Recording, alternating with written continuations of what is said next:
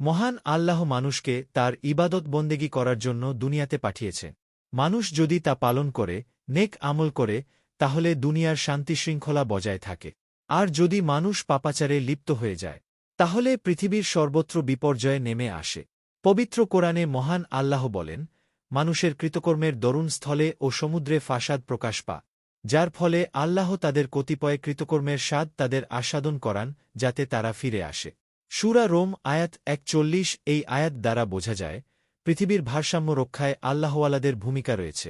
কারণ তারা আল্লাহর ইবাদত করে, পাপ থেকে দূরে থাকে, মানুষকে আল্লাহর পথে দাওয়াত দেয়, অসৎ কাজ থেকে বিরত রাখার চেষ্টা করে। তারা যেমন আল্লাহর অলি বা বন্ধু, তেমনি জগৎবাসীরও দর্দি বন্ধু। পবিত্র কোরআনে মহান আল্লাহ অলিদের পরিচয় দিয়েছেন এভাবে, তারাই আল্লাহর অলি যারা ঈমান আনে এবং তাকওয়াত পরহেজগারি অবলম্বন করে। সূরা ইউনুস আয়াত 63। অন্য আয়াতে আল্লাহ বলেন, তোমাদের অলি হলেন আল্লাহ, তার রাসূল ও মুমিনরা যারা বিনয়াবন্ত হয়ে নামাজ আদায় করেন ও জাকাত দেয়। সূরা মায়েদা আয়াত 55। আমাদের উচিত আল্লাহর এই অলি বা বন্ধুদের সম্মান করা, তাদের প্রতি বিদ্বেষ বা শত্রুতা পোষণ না করা। এতেই আমাদের কল্যাণ। কারণ আল্লাহ যাকে বন্ধুরূপে গ্রহণ করেছেন, তার সঙ্গে শত্রুতা পোষণ করা আত্মঘাতী। আবু হুরায়রা রাদিয়াল্লাহু আনহু থেকে বর্ণিত, তিনি বলেন, রাসূলুল্লাহ সাল্লাল্লাহু আলাইহি সাল্লাম বলেছেন, আল্লাহ বলেন, যে ব্যক্তি আমার কোনো অলির সঙ্গে শত্রুতা রাখবে, আমি তার সঙ্গে যুদ্ধ ঘোষণা করব। বুখারী হাদিস ৬০০০ পা। পূর্ববর্তী যুগেও আল্লাহর বন্ধুদের সঙ্গে শত্রুতা করে বহু জাতি নিশ্চিহ্ন হয়ে গেছে। মহান আল্লাহ তাদের সাময়িক ছাড় দিলেও শেষ পর্যন্ত তাদের ছেড়ে দেননি। তাদের যন্ত্রণাদায়ক পরিণতি ইতিহাস হয়ে আছে। তাই আমাদের উচিত আল্লাহওয়ালাদের সঙ্গে শত্রুতা পোষণ থেকে বিরত থাকা। আল্লাহওয়ালারাই সমাজের উৎকৃষ্ট মানুষ।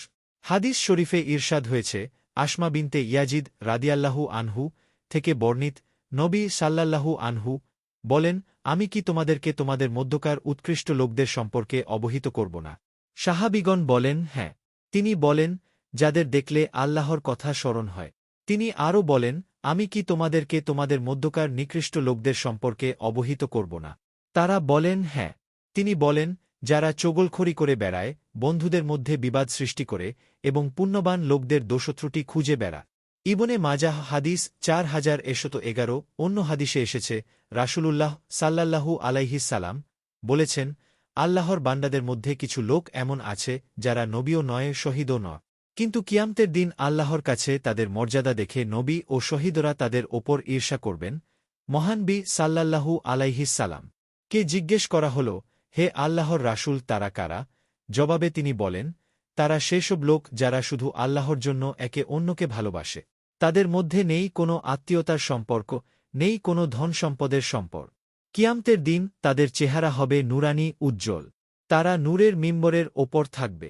যখন মানুষ ভয় পায় তখন তারা ভয় পাবে না, যখন মানুষ দুঃখ পায় তখন তারা দুঃখ পাবে না। আবু দাউদ হাদিস ৩৫২৭।